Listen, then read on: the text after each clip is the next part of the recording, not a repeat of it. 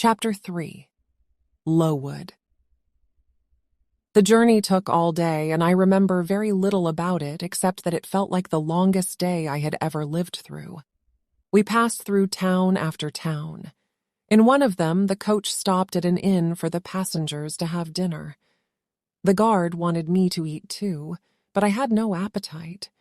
As the damp, misty afternoon wore on and faded into dusk, I began to feel I was entering a different world.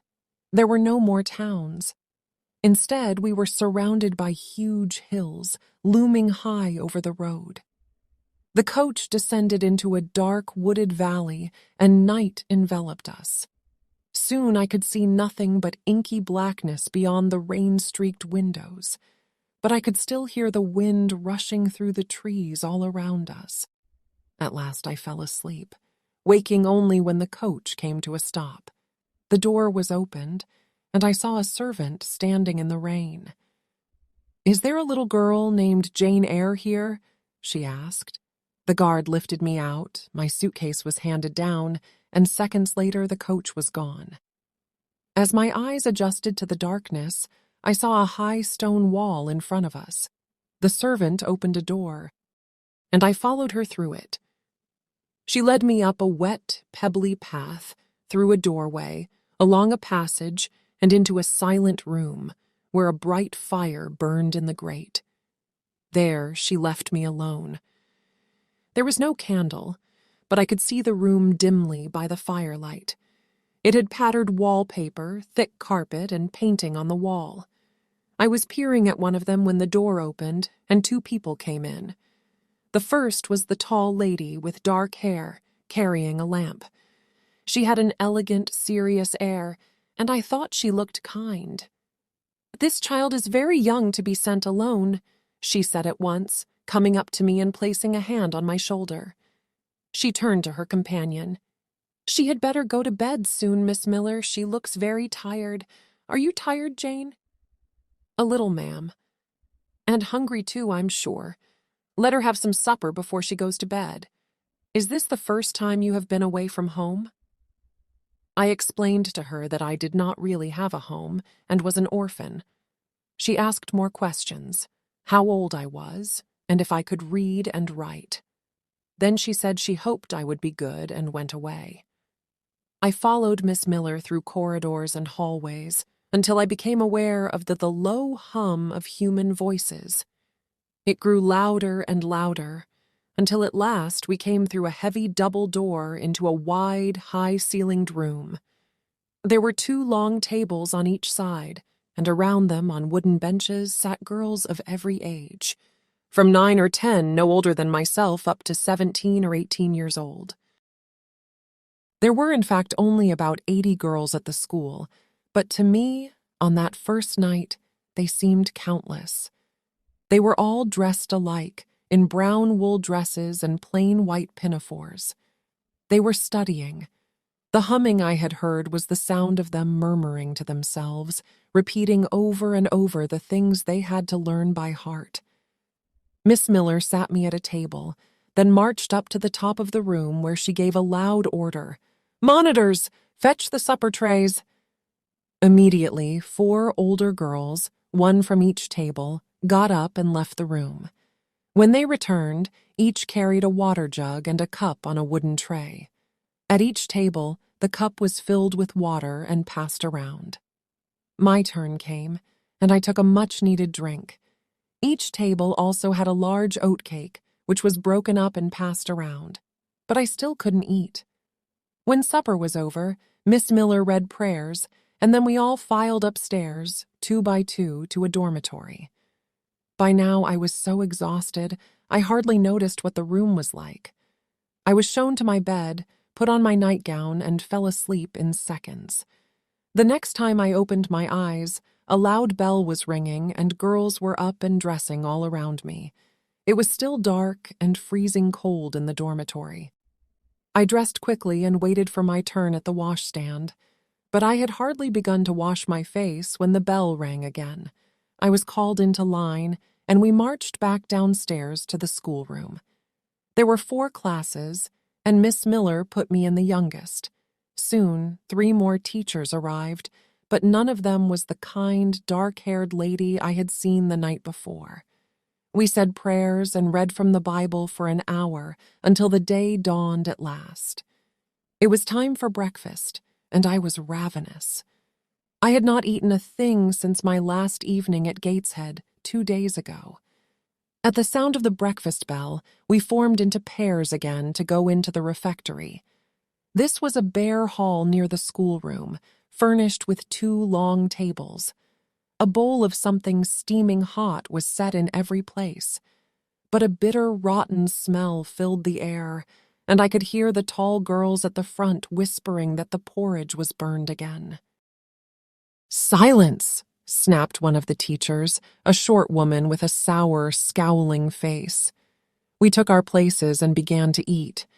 I was so hungry that I swallowed several mouthfuls before the revolting, gluey taste of the burned porridge made me stop. All around me, the other girls struggled to eat it, but despite their hunger, they could not.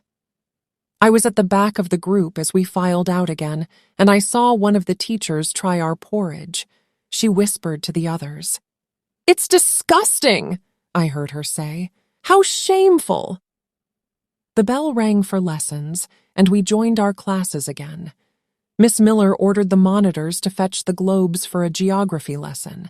But before we could start, everyone suddenly stood up. The dark-haired lady had reappeared at last. She walked up and down the benches, inspecting us. I stared at her as she passed by our table.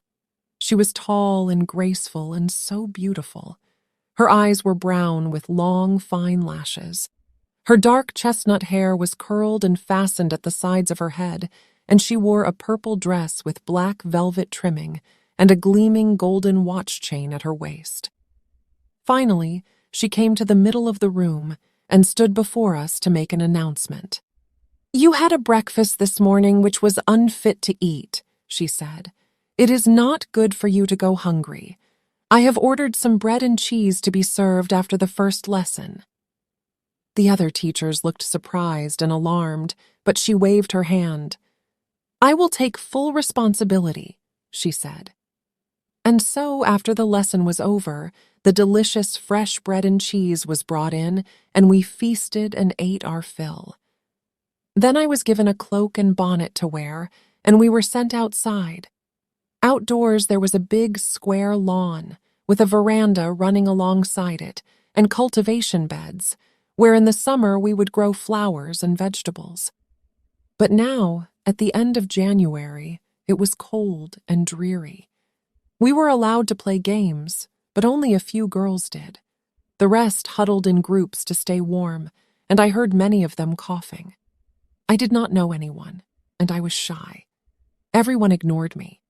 If I had come from a happy home, a warm and loving family, I might have missed it most now.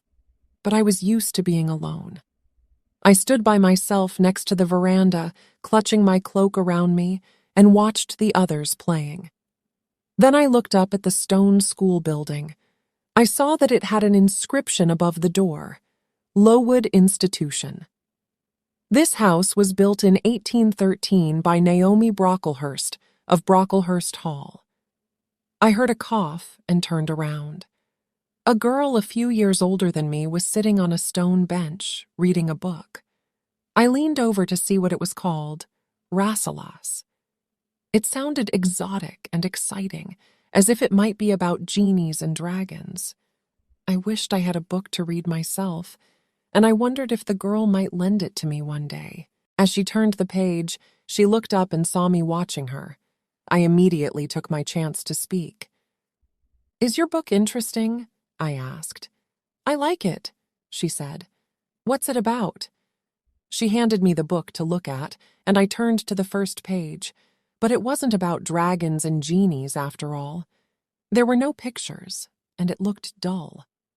I gave it back, and she was about to return to her reading when I interrupted her again. "Do you know what that inscription means? What is Lowood Institution?" "This is," she said, "your new home." "Why is it called an institution? Is it different from other schools?" "It's a charity school," she said. For orphans. Everyone here has lost one of their parents or both. Who was Naomi Brocklehurst? The lady who founded Lowood, of course. She's dead now, and her son owns the school. So that tall lady, the one who ordered the bread and cheese, she's not the owner? Miss Temple? I wish she were. No, she's just the manager. She has to answer to Mr. Brocklehurst. Mr. Brocklehurst, that cold, cruel man who'd visited Mrs. Reed at Gateshead Hall. Does he live here? I asked. Oh, no. He lives in a big house 2 miles away with his family. He's the village clergyman. You'll see him on Sunday when we go to church. I asked her about the teachers. The short, sour-faced one was Miss Scatcherd. Miss Smith taught sewing, and an older lady I had seen in the refectory was Madame Pierrot, the French teacher. Miss Miller was Miss Temple's deputy, and Miss Temple was loved by everyone. She was clever, good, and kind. Are you an orphan too? I asked finally. My mother is dead. Are you happy here? You ask too many questions, said the girl, and went back to her book. Soon after that, the bell rang to call us back inside. We had more lessons and a lunch of watery potato stew with scraps of meat. During the afternoon, I saw my new friend, who was in an older group, being severely scolded by Miss Scatcherd. I could not see what she had done wrong, but she was sent to stand in the middle of the schoolroom where everyone could stare at her. If this had happened to me, I knew I would have fumed with rage and indignation. I would have burned bright red with embarrassment. So I was amazed to see her standing there meekly and quietly looking at the floor without a hint of rebellion. I did not understand her. The school day ended with a meal of bread and milk, then half an hour in which the girls could relax and talk as they pleased. Then came studying and preparing for tomorrow's tasks, the water and oatcake supper, prayers, and bed. My first day at school was over.